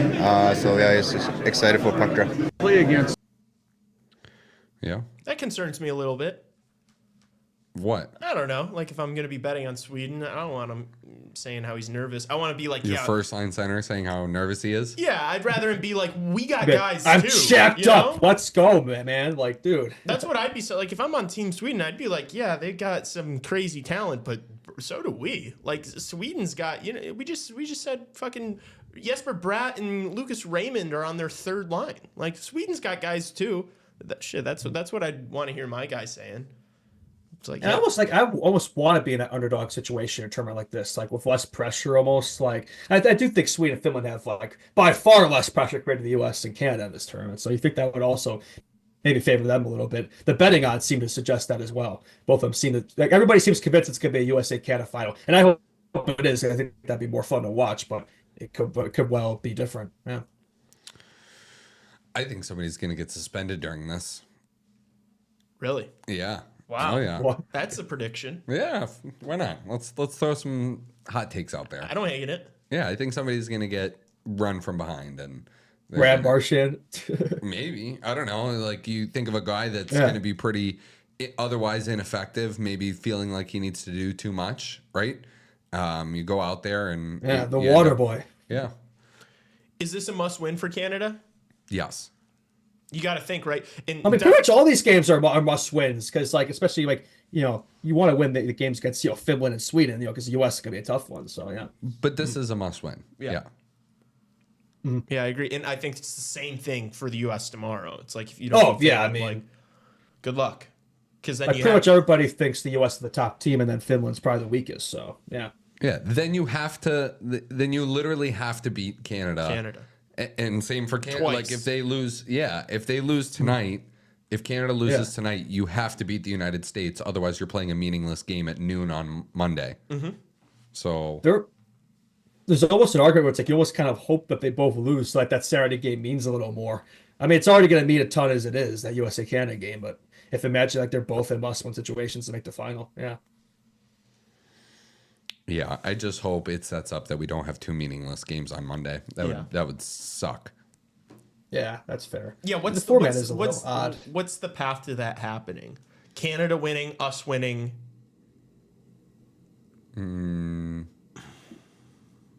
No, it would be. There's probably going to be one meaningless game. I don't know if there's a world where you could have two meaningless games. Unless everybody goes 1-1, But then they're all meaningful. then they're all meaningful. Yeah. Yeah. Oh, I see what you're saying. Yes. Gotcha. Yeah, I would like to avoid a meaningless game, especially if that meaningless game is like Finland, Sweden. Well, it won't be because What? that's Saturday. I just mean in general for this tournament. They're playing next, though, you're saying. They're playing on Saturday. That's yes. both their next games. Yeah. So that won't be the meaningless game. It would be USA, Sweden, Canada, Finland. Gotcha. Yeah. Yeah. Okay. So, I see the point.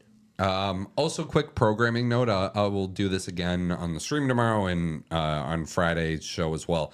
Next week's schedule, we are doing Tuesday, Wednesday, Friday. So no Monday episode. The Monday episode will be Tuesday episode instead.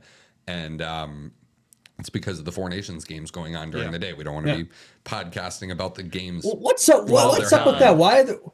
Why? I know it's a holiday, but noon games on a Monday, like really? It's a holiday. It's also Family Day in Canada too, so everybody has off. Which game is the February noon game? 17th, President's Day. Yeah, nothing else going on that day. Yeah. That is Justin's birthday. He wanted everybody. He wants Threw everybody in to a know. subtle hint there. Oh gosh, no. Now everybody knows. Oh no. Which one's the noon game on Monday? It's Canada. Okay. Canada, Finland. Okay. Yep. So USA Sweden that night then? Yeah. yes, USA Sweden that night. Okay. Now that makes sense. Okay. Okay, fair enough. All right. I'm gonna be jacked up for that game. Yeah, for sure. Yeah. I do like the way they scheduled these though. Like if you have these 4 teams, having the biggest rivalry games both on Saturday. Well, yeah. Oh yeah, on the weekend, Yeah. get the eyeballs for the ratings and all that. Yeah. We'll have more time to get into a Friday, but holy jumping am I so jacked up for that USA Canada game. Like that's gonna have way more steam than when we're playing Finland or Sweden. So yeah. It's kind of hard when you don't have like. Okay, first of all, So- how cool is this hoodie that just popped up on my timeline right now? Look at this. I might have to buy this, and I'm not, the Hawks guy here, but it's we're not gonna say what brand makes it because no free ads, but it's a Stan Mikita's Donuts Oh, Wayne's hoodie. World. Yeah. Yeah. Aurora, Illinois, home of the Sugar Pucks. That's a really sweet hoodie, dude. I might have to cop that. Yeah, I think a tough thing with this tournament is like I'm excited for it, but it's not really a true best on best tournament in the sense that a lot of the best players aren't here. So that's what makes it tough for me is just the amount of talent that's just sitting out, watching on the sidelines on vacation the next 2 weeks. Kind of sucks. I will say I'm gonna zag your zig again. I'm gonna because I saw some comments in the chat about Russia. Guess what, guys? They're invading another nation right now. Like, I'm sorry, The players, but it so shouldn't affect what? the So players. honestly, That's nothing to do with it. Justin, they are invading another nation. Like that is This not, is hockey. Exactly. So Yeah, once but no. Once they stop, the IIHF said once they stop invading This is another NHL. nation, This isn't IHF. but it doesn't matter. It is bringing politics into it though, because it's like, well, Quit invading another nation. but that's Pandora's box of why are they invading another? Like that's They shouldn't be invading another nation. There is no excuse to be invading another nation, a sovereign nation. Like, quit invading Ukraine, and they'll let you play.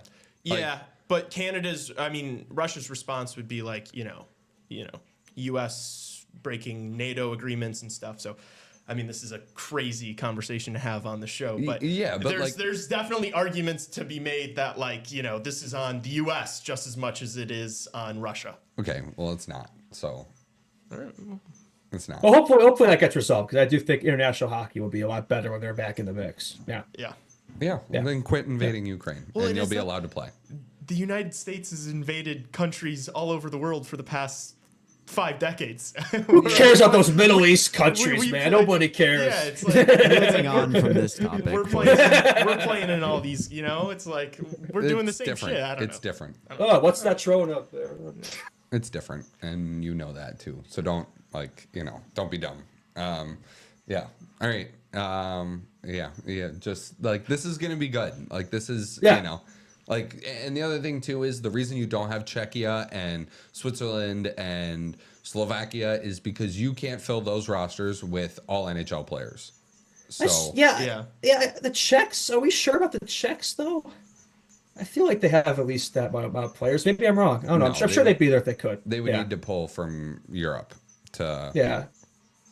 What's the other thing? I feel like if you had a couple, okay, yeah, you want mostly NHL players, but you get this Finnish decor. Like a lot of these guys are like if there's a turn off couple the year, heater. if there's a couple of European players, I think the Czechs. I do think they should be here. They could almost ice an NHL roster. They just won the World Championships. You got guys like Pasta. I don't know. I get it, I guess, but. It'll be nice to see in the Olympics. This is just like a precursor, it's gonna get better. And yeah, when the Olympics come and there's teams like the Czechs that maybe will have a couple guys that aren't NHL guys, but are still able to compete. I think it'll be a lot of fun. Yeah, better this than 2016 when we had other kind of teams filling the void there in terms of countries like Team North America and Team Europe, etc. So yeah, I understand there's a dilemma there. Yeah. All right. Absolutely. Do you guys have anything else? I mean, I don't know how much. Do you want score predictions for these two games? True.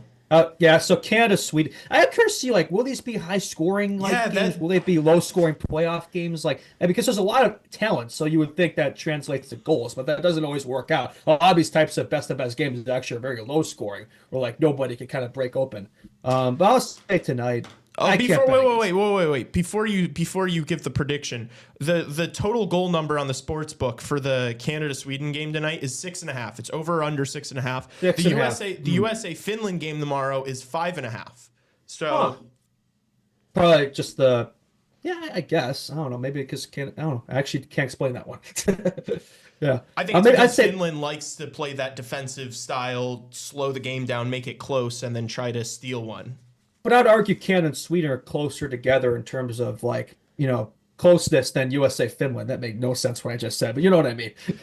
Yeah, I think all these teams are closer than we are all letting on. Than we think. We think it's just going to be USA Canada blowing everybody out. That's not going to happen. They're going to be close games. It's like the Edmonton. If you use that logic, the Edmonton Oilers would beat every team every single year because they have the two best players in the world and they have the best top end talent. But that's not what happens. So. Yeah, and I'd argue like Sweden and Finland, I do think they have more clearly defined roles in the roster, like where it's like sometimes having too much a good thing, having too much good in like a tournament like this is almost like it could be an issue, right? Because like in terms of defining roles. So yeah, anyway, my score prediction for this game, I will say I can't bet against. I hate that. I want to pick Sweden. I really want to pick Sweden because I hope they win, but I can't go against Canada in this game. I will say they win 4-3, just edging out that 6.5. Yeah. I'm going to say 5-1 Canada. Ooh. I'm going to go 3-2 Sweden. I just haven't. Okay, there we go. We haven't seen anything yet. We don't know. We haven't seen like barely any of these guys play together. Bennington is not good. We just saw that last Saturday.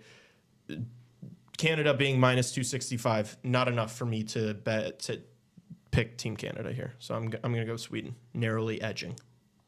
Narrow edge, I like it. USA Finland. I'm definitely okay. This one, I can't leave my bias at the door for this one. I'm not saying it's going to be a blowout, but I do think USA is going to handle Finland pretty straightforward. I will say they win 5-2. I'll say 3-1 US over Finland. I do think that the gap, as you pointed out, the gap is bigger between USA Finland than Canada Sweden. Yeah. The way I rank it, I'd say US 1, Canada 2, Sweden 3, Finland 4. But I think it'll be like a low scoring game. Like I think it'll be like the US are winning 2-1 most of the game. Finland will pull their goalie, and then the US will score an empty net goal to make it 3-1. Yeah, they'll just bear down and block as many shots as possible, but the US will be able to find a couple openings there. Yeah. I'll say 3-2 in overtime for tomorrow. For who? The US. US. Okay. Thought he was going to say Finland for a second. Sue me, Tavo overtime winner. Sweden plus 1.5. Yes, alive. How about some jersey talk? I will say, I think Finland may have the nicest jerseys in this tournament. They're pretty sleek. Unreal. Yeah, they look nice. I think USA jerseys are kind of basic, I would be honest with you. I think the Canadas are pretty nice. And Sweden's they always kind of roll the same. So, yeah. Yeah, as far as US jerseys go, it's a bit of a letdown, isn't it? Because I feel like we always crush it.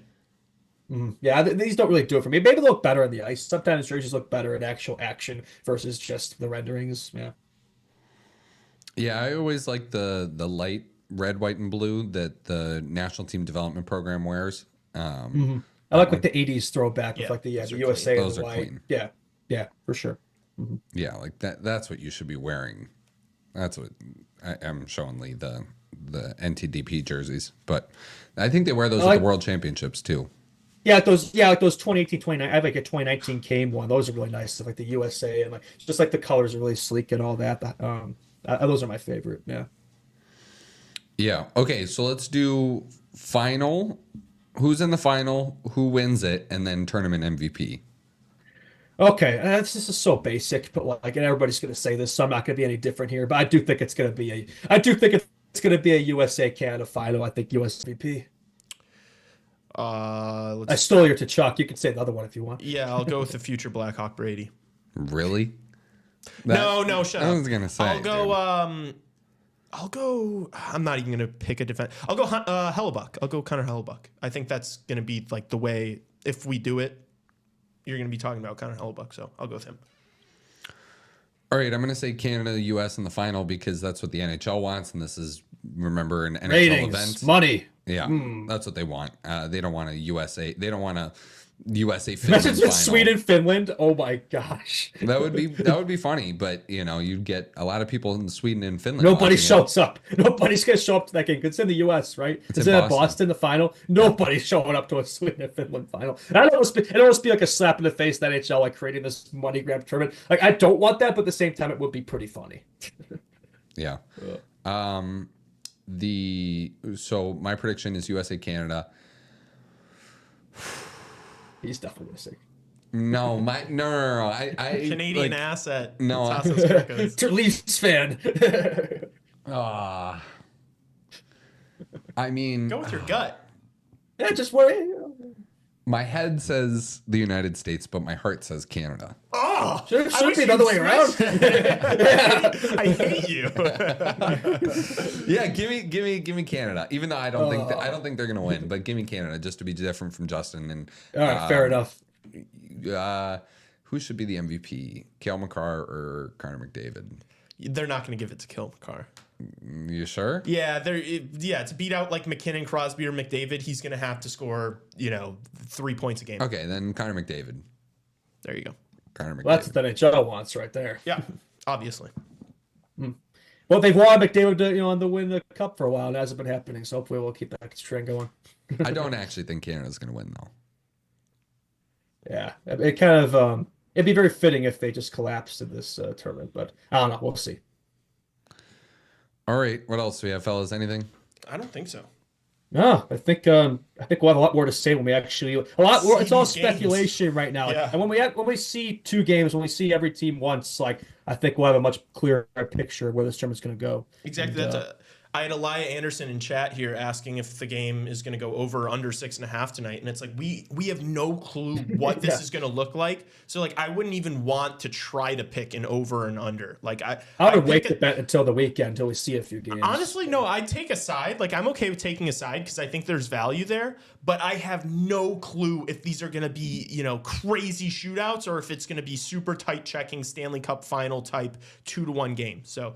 I don't think there's an edge there. So I think that's like the most exciting thing this tournament for me is the unknown. Like we are venturing into the unknown here. So that's always intriguing, right? For sure. Yeah. And it's like for these NHL guys, like if you want best on best, go out and do it, like make it compelling, make it a great product, make it super make your case, right? Yep. Exactly. Yeah. Because if this tournament's a dud, then it's not going to help their case. Nope. Yeah.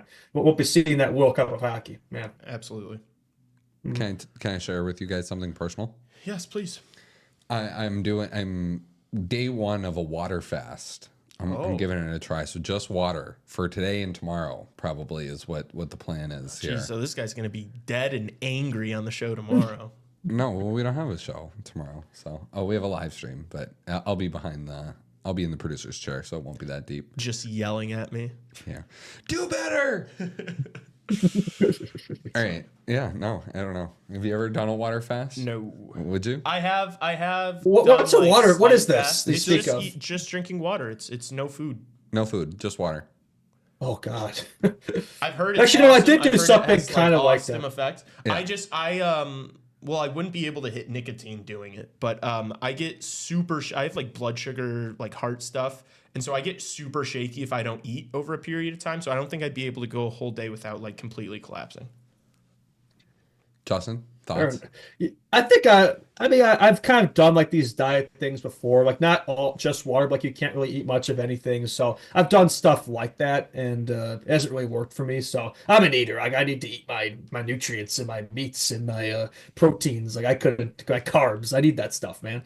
Oh, I'm already hungry. Like I'm already thinking. I'm already thinking of caving. And but I'm not gonna lie. Gym too much, man. I'm not gonna lie. I did bring over a bunch of Avec leftovers today, and was gonna be like, "You guys want to share these leftovers with me?" But now I guess I won't do that because that'd be super insensitive. Just bring all the food there. It's like the cartoons where like the smoke is rising out of it, and like Tassos is following it, but he can't eat it. Oh my gosh! All right. You know what I mean? Yeah. Yeah, the floating. Yeah, I can picture. The floating pie. Yeah, It's like Justin watching Connor He's Bedard just teasing play him. hockey. That is how that works out. Yeah. All right. Thanks you guys so much for tuning in. Hopefully you guys come hang out with us for the live stream tomorrow. I think that's going to be a lot of fun. It'll be me and Tassos here, USA Finland. Follow the Instagram. Please, we just got another one. We're 70 away. Absolutely. We're going to get there by Saturday. Yeah. Anything else you need to get off your chest? No, Mr. just Stokes? remember, next week's scheduled Tuesday, Wednesday, Friday. Hopefully a nice full day of live streams. We're going to try and do the final, and also try and do one or both maybe of Monday's games. So, and then stream tomorrow, stream Saturday, show Friday. You're going to get plenty of us if you want it. I'm ready to like have some games to talk about for Friday. Yeah, you know what I mean? No, for sure. I'm craving the hockey right now. Yeah, we're gonna be a Four Nations show for the next week, man. It's like, what the hell are the Blackhawks? It'll be nice to watch some competent hockey these next couple weeks here. Yeah, somebody needs to make a trade here. So we have something to talk about the Hawks for the next week. Yeah, I'd be surprised. The Hawks roster is exactly the same 2 weeks from now. I think we'll see something. I think. Imagine if like one of the players at the Four Nations got traded. That'd be kind of cool. That'd be a little awkward for them, right? Yeah, really. Not being able to like handle any of the logistics of being traded because you're playing in the Four Nations. Exactly. No, somebody's got to send them a carrier pigeon. Yeah. You got traded. All right, subscribe, leave a 5-star rating and review, hit the thumbs up button, follow us on Instagram, TikTok, Twitter, and we'll see everybody tomorrow.